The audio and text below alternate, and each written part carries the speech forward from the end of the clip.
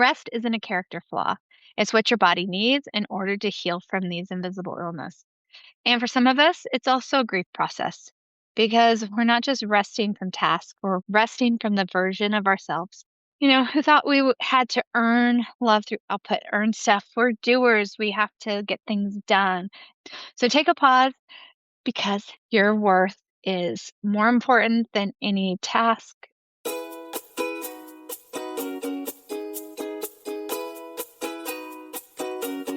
Hey, beautiful soul, and welcome to Dear Body, I'm Listening, the podcast for women navigating chronic symptoms, invisible illness, and that daily dance between hope and exhaustion. If you've ever been told it's all in your head, well, this podcast is for you because your body is not lying and neither are you. Hi, I'm Donna Piper, movement therapist, Pilates instructor, and chronic illness navigator. After years of being dismissed, misdiagnosed, and doing everything quote unquote right, but still getting sicker, I created this space to tell our truth. Here we talk about swelling, brain fog, nervous system crashes, and the kind of symptoms that don't always show up on lab results. We're going to explore lymph, breath, movement, self-trust, latest research, books, relationships, basically everything. All from a place of compassion and honesty. This isn't about fixing your body. It's about finally being heard and getting some answers. Hey friend, running low? Me too. I'm Donna. This is Dear Body, I'm Listening. We're in it together.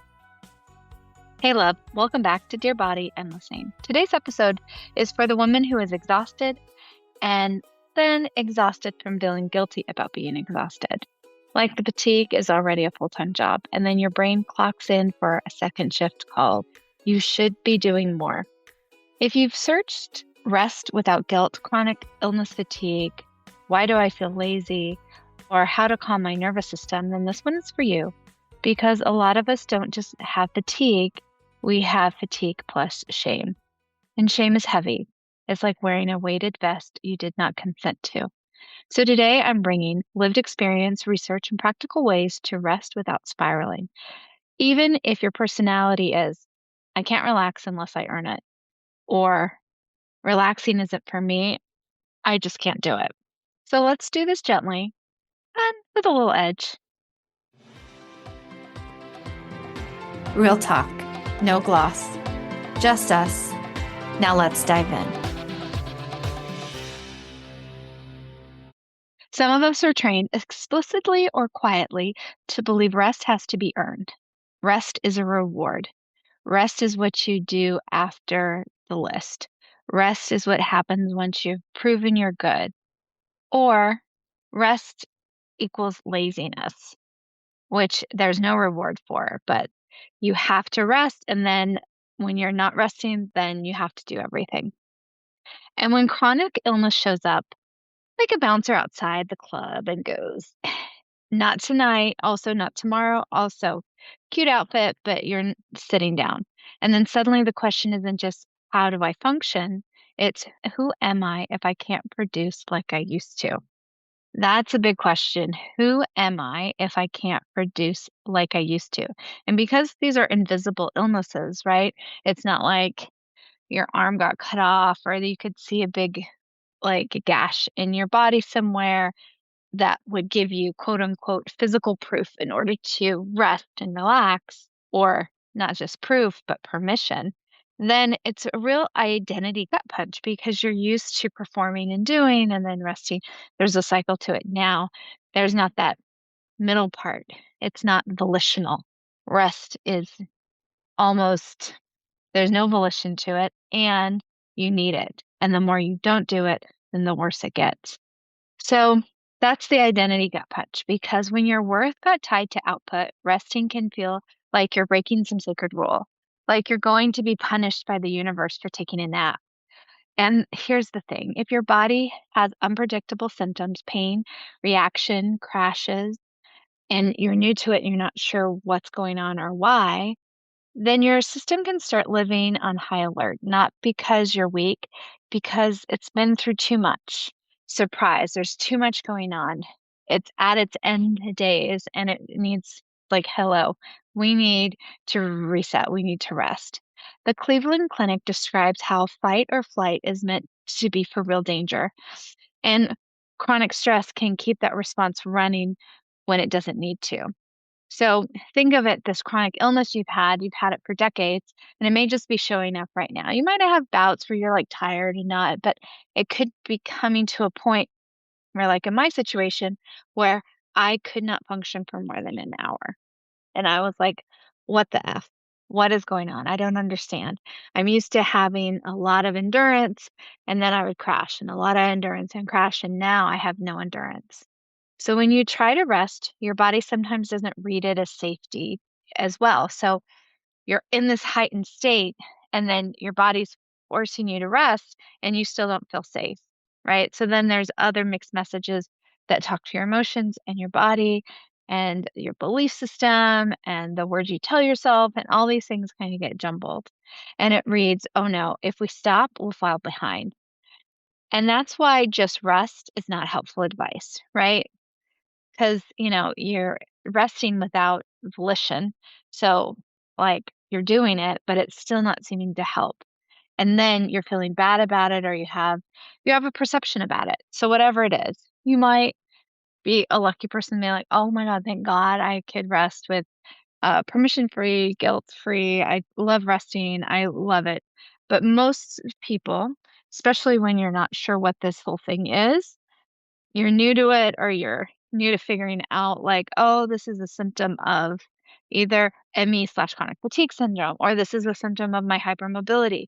And I did something 3 days ago and now I'm crashing. Or this is a symptom of my MCAS where, oh my gosh, I was exposed to this thing 3 days ago and now it's coming up. So it's not always in the moment, the reflection of what's going on. Sometimes it's days before, and it's always cumulative and it's unpredictable too. So if I was just say, "Oh, just rest," it's like me telling a smoke alarm to calm down when it's screaming, right? You can't. You have to go up, you have to do something to it to make it stop. You have to tend to the screaming, the screeching of that alarm. So what is the best thing to do instead? Well, really to stop treating rest like a moral issue, right? Whatever feelings you have about resting, whatever your perception is about it, then start to look at it as medicine for your health and look at it just simply neutral, like biology. Now it's time for the connective thread, where the story meets the science. So let's bring the science without turning into a TED Talk you didn't ask for. So your autonomic nervous system is basically your body's automatic settings, things like heart rate, breathing, stress response. When you've been under chronic stress, medical trauma counts, your system can get stuck in a more activated state. Hyperarousal is literally a prolonged fight or flight response that stays too long. And like a guest or a relative that you're like, what's that saying? It's like fish spoils in a couple days. That's how house guests. I'm really bad at colloquialisms. But what this means is that restoration doesn't always happen just because you lay down, right? Your system is having a pathological response. And what that just means is that it's learning to adapt in ways that are not normative, and because there's something going on in your system, and your body is smart, so it borrows from other systems and it does other things. And these become pathologies, meaning that they're harder to treat. What becomes abnormal responses become normal responses. And then it's hard with your providers, people around you.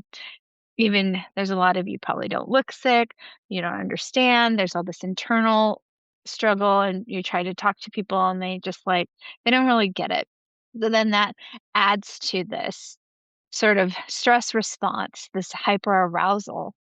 And sometimes you just have to help your system believe that it's safe to power down. Again, it goes back to your identity, what that means. A lot of it is self-identity. A lot of it is how you are valued also in your ecosystem with either parents, siblings, spouse, children, how much they rely on you. And, you know, we all want to be relied on. It's a lot of women do too much, but also, we also dig it. It's something that's in most women, like when you care for your family, want to do things for them. We like to do things. I know I do. So it's not a negative that we do a lot.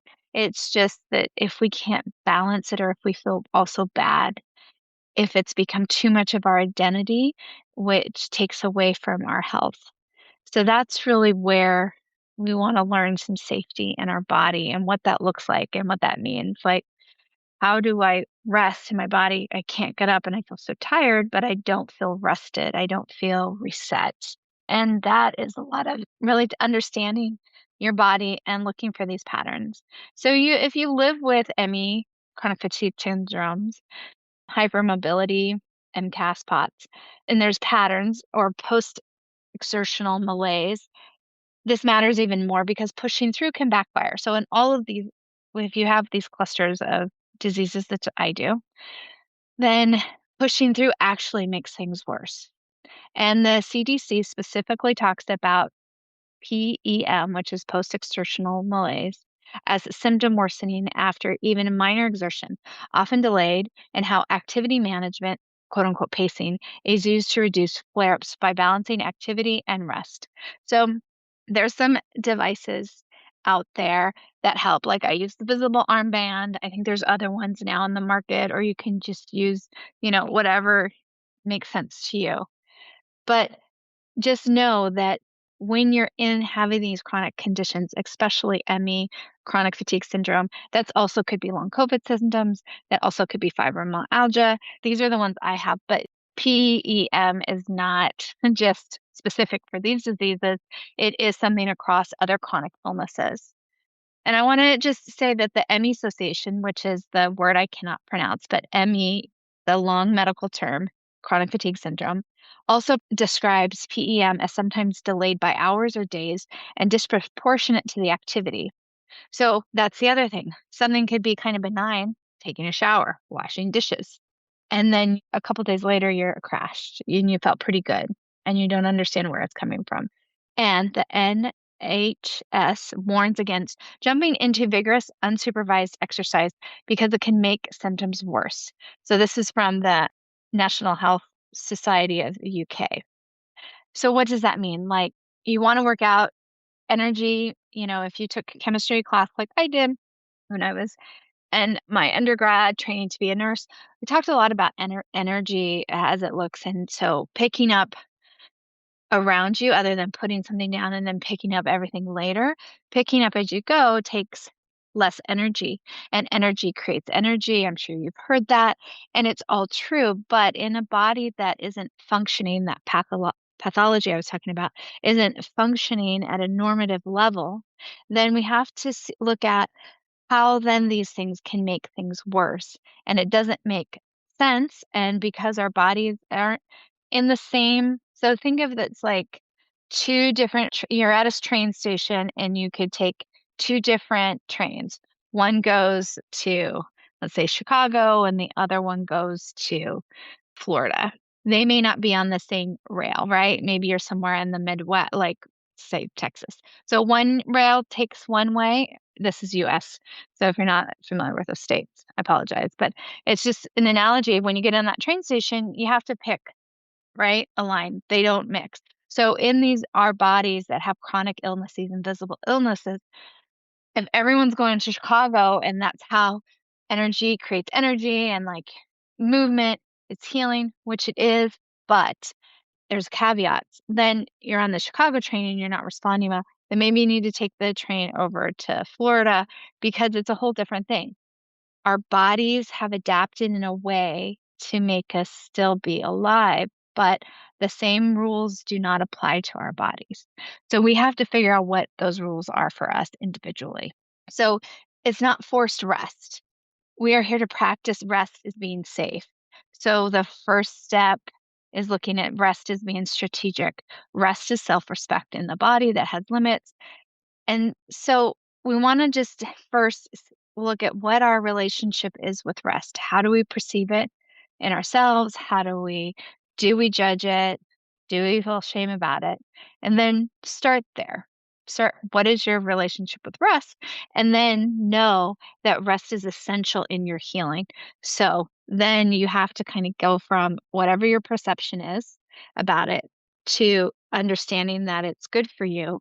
And that's Not always just like, hey, me saying this, like, oh, you're like, I'm resting, it's cool.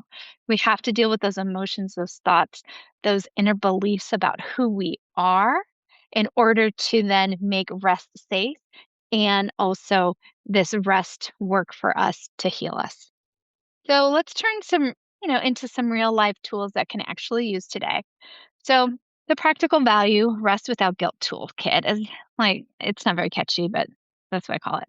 So first is the rest menu because your brain panics when rest is vague, right? So instead of go rest, which means your nervous system hears go be useless or whatever you found your relationship to rest is, whatever fill in the blank. Then let's make rest specific. So tier 1 is a micro rest, 2 to 5 minutes, eyes closed, hands on chest, just breathing. Try to focus on a longer exhale. Could be legs up on a couch or a wall, sitting in silence with a calming song. Then, after you've kind of got into that and really dealt with the feelings of like, oh my God, after 10 seconds, I can't sit here. I need to be doing this. Like, just watch what your thoughts are, watch how your feelings are, and, go along. And when you're ready, there's tier 2. Nervous system rest is 10 to 20 minutes. So here you could do a body scan. Just really look, okay, start from toes to head or head to toes and just look at all the different parts of your body. How are you? What's going on? Or you can do some low light plus no talking, no phone, just face it down for 10 to 20 minutes. And you can always add like a warm blanket if it's cold out, a weighted blanket at any time that helps the nervous system feel held, or compression and have lipedema, or POTS. You're pretty much in compression anyway. So that's always a good thing to kind of make you feel held. And again, focus on what thoughts, feelings come up. How long can you extend your capacity for this rest, right? What new emotions either need to be released, thought about? Is there discussions with your family that you just want to make known, or your friends? Just tell them, like, I'm not lazy, I need to do this. Whatever you need to voice out, that actually helps. Then you start clearing this away, and then your rest again can become not just what is needed, but also feel safe, and you could take that guilt and shame away. And then on to tier 3. Let's call this crash protection rest. You really get into some deep recovery here. So lie down, minimize your stimulation. So eye mask, whatever you like. Make sure you've been hydrated with electrolytes. For most of us with chronic illness, that's always a good plan. And then cancel what you need to cancel without feeling that you need to write a dissertation, that you need to, prove it in any way. And then rest works better when it's a choice you can name, not avoid your brain fears. So when you actually come to terms with feeling like, what is your relationship with rest? Do these tiered steps to get you to a place where you can, like, okay, this is my healing time. This is my recovery time. This is what I need. I've done X, Y, and Z on this end. So now I need to do this rest. And when you start to be like, oh, this is my sanctuary, this is a time to really restore, your body not only feels safe, and those safety signals then are carried on through all these other different areas of your body. So the safer you feel in your body, the more the environment is primed to help you see things differently, manage things differently, and also get you on your road to recovery. In next few episodes, I don't know. In the future, I'm going to talk about Dr. Perrin. He was my doctor that diagnosed me with ME, chronic fatigue syndrome, and this is really going to come into play with that as well, as that's just an aside. So then next, you're going to look at your pacing without perfectionism, right? So if PEM is part of your world, pacing isn't weakness. It's a symptom management. The CDC even recommends keeping a diary for 1 to 2 weeks to learn your limits and plan your energy. That didn't really work for me, so that's why I got the visible armband. I was able to see, like, oh my gosh, doing X, Y, and Z, I used all my energy doing this because it looks at your heart rate and all these other, like, there's tons of biometrics, but basically when it's pacing, it's looking about how much exertion you're putting out for an activity, and that exertion burns through your pacing points. And for me, that was a nice visual because I didn't have to go figure it out because I had all this brain fog and everything anyway, and it was overwhelming. So that's what I use. So if you can do something like that, I would highly suggest using something to help you understand how much energy you're actually putting out, even if it seems like benign, simple tasks. So try the simple version. Pick one day, just look at it, whatever it is, just pick the day and go for it. And you look at your showers, your errands, calls, or all three, maybe, if you have all those scheduled on that day. And then schedule a rest buffer before and after setting up these tasks. So treat it like an appointment you don't cancel on yourself because you're not lazy, you're energy budgeting. So you might need a rest, then the shower, rest, and then the errand, and then rest, and then the phone call. Maybe it's just the shower that day. Maybe it's just the errand. So look at it like you're picking out one and then you're resting through with more consciousness around it, because also we like, as humans, we value our free will. So if we're able to choose and choose how we rest and what we do, we feel more empowered and we feel better about this, and we feel better about we're doing something to manage and participate in our chronic illness. It's not just done to us, and we're figuring out what our body needs in order to heal and get better and improve. And the last thing, the guilt interrupter sentence. When guilt shows up, say, my nervous system is asking for safety and it's not a character flaw.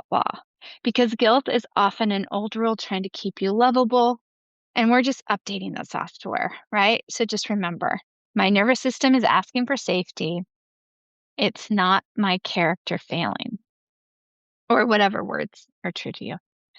And then the fourth thing, scripts are for other people because boundaries, sometimes they can be exhausting. So I use this one on repeat, like a fax machine, but I'm old, so I may not know what a fax machine is. I can't do that today. I'm managing my health. I'm pacing so I don't crash. It's a non-negotiable. Rest is a part of my treatment plan. I'm not available for that, but thank you for thinking of me.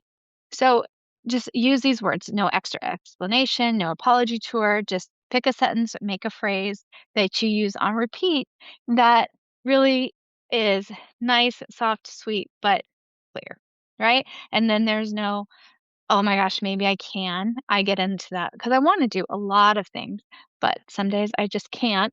So I've had to come to terms with my own come to Jesus moment with this and be like, okay, dude, you just can't do that anymore. Like, I know you want to, but then you're stressed out before, because if you feel having a bad day and flare day, and then you feel bad, and then you're trying to wait, I'm trying to negotiate, when's the best time? Should I? Can I? Oh, will it affect? How will it affect these other days? What do I have in the future? So it's too much. So I've just learned to keep it simple and really, when those things come up, pick a phrase, say what it is, apologize if I need to, but stay strong because my health is actually my priority. Because if I tend to it in that moment, then it won't drizzle down. So I may have just a little flare that day. I may not turn it into like a 5-day flare or a month flare, right? So give yourself permission to find those phrases. And then remember, number 5, rest is productive. But don't make it like cringe, like, oh, I gotta rest. Like, it is productive. And if you hate that phrase, try this one instead. Rest is maintenance. Rest is symptom prevention. Rest is me cooperating with biology. Find one that lands, so then you start to see rest as a benefit other than something that you have to do, or really, because for me, it's an absence of what I can't do. If I'm resting and I want to be doing something else, then I'm like, oh, why is this happening to me? These negative thoughts can come in. But I've had to change that. Like, okay, I'm resting now, so I could get myself in prepared. So in the future, I could start doing these things again. It's just temporary because I didn't know I was doing all these things to get me into this place before. Now that I know, now I have to unlearn a lot of BS in order to focus on my healing and make it fine for me, because I do love to be active and I can slip into negative Nelly, but I'm choosing to be like, no, I'm resting now. I need to do this now for myself now and for my future self. Mythbuster. Less hype, more help. Myth. If I rest, I'm giving up. Truth. Rest is not giving up. Rest is what helps you prevent the worst of the crash cycle, especially with REPEM patterns. And this is also according to research from the CDC. Myth, I'm lazy. Truth, lazy people aren't running a full-time job called symptom management, planning, tracking, adapting, recovery, advocating, and still trying to be a person. That's not laziness, that's labor. Myth, if I stop, everything will fall apart. Truth, sometimes stopping is the only reason anything stays intact. Feel good flow time, micro moves, macro reliefs. Let's breathe together. So do this with me. It's 30 seconds. Just make sure you're not, driving or doing any heavy operating machinery. Put your hand on your chest or your belly, or one on your chest, one on your belly, whatever your body says yes to. Inhale gently, and then just exhale a little longer, like you're fogging a mirror. Soft, not forced. So I want to bring in some more research too with this. The Cleveland Clinic notes that intentional breathing can help you regulate the autonomic nervous system, lowering heart rate and calming the stress response. So just doing this while you're resting. If you're out on an errand, if you start to have some negative thoughts about anything going on, this is just perfect. It's quick. It gives you a little bit to pause. So with your hand on your heart or your chest and your belly, or however feels good, breathe in and then exhale a little longer like you're fogging up a mirror. And now say to yourself, I'm allowed to pause. And then on your next inhale, as you exhale, say, I'm allowed to need support. Then on your third breath, exhaling, my worth is not measured by my stamina. And just soften your shoulders, unclench your jaw, and let your exhale be your rebellion, right? So try this reframe today. Instead of, quote, did I do enough? Quote, ask, did I support my body? That question changes everything because your body is the doer, right? And the beer. So the more you support your body, then the more you're actually taking care of yourself in order to do the things you want to do in the future. This is shared education and lived experience, not medical advice, and is not meant to be. Check in with your body, check in with your clinician, and find out what fits your life. So if this hits you in the identity, you're not alone, right? Because invisible illness is all illness. They become a part of our identity, whether we can do or can't do. All of it is skewed through this lens of how valuable I am in the world, what do I do in the world, how do people see me, how do I see myself, et cetera, et cetera. So it's not just a little thing, right? And rest isn't a character flaw. It's what your body needs in order to heal from these invisible illness. And for some of us, it's also a grief process because we're not just resting from tasks, we're resting from the version of ourselves, who thought we had to earn love through output, earn stuff. We're doers. We have to get things done. Done means an ideal, it means success, right? Undone usually means not a success, but done means a success. So it's more putting ourselves in that gray area and seeing and reevaluating really little things as successes and not just the big outcomes, or doing everything and having it all done is the goal. But the process along the way, that's great to get everything done, but maybe you have to do like 20 little rest stops in between. And other than taking something that maybe took 2 hours, maybe it takes 2 or 3 days, and start to reframe that as you're in this time, because you're not always going to be sick, right? You're going to have ebbs and flows. You may have periods where you feel more healthy and then when you don't, because chronic illness is unpredictable. However, the more we can support our bodies, then we could start to rewrite some of these things, help our central nervous system start to rewire this so we are able to do the things that we want to do and use the energy that we want to do or have. So share this with a friend, who can't sit down without spiraling, if they really need to do some resting. And if you want to follow me on social media, right now I'm in my surgery phase, so I'm using at lipedema_Donna. And just make sure you rest in a way that is supportive to you. So how to rest when your brain won't shut up, you know, looking at your perspective and how you deal with rest, how you believe rest is. That goes a long way in how you rest and how beneficial your rest could be.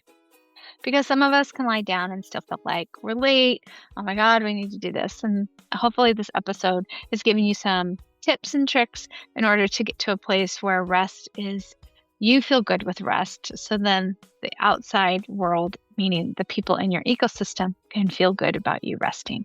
Until next time, thanks for listening. You've been listening to Dear Body, I'm Listening. Now it's time to remember to be gentle with your capacity, meet yourself where you are, and if this has helped, send it to a friend who also needs a soft reminder and a gentle place to land.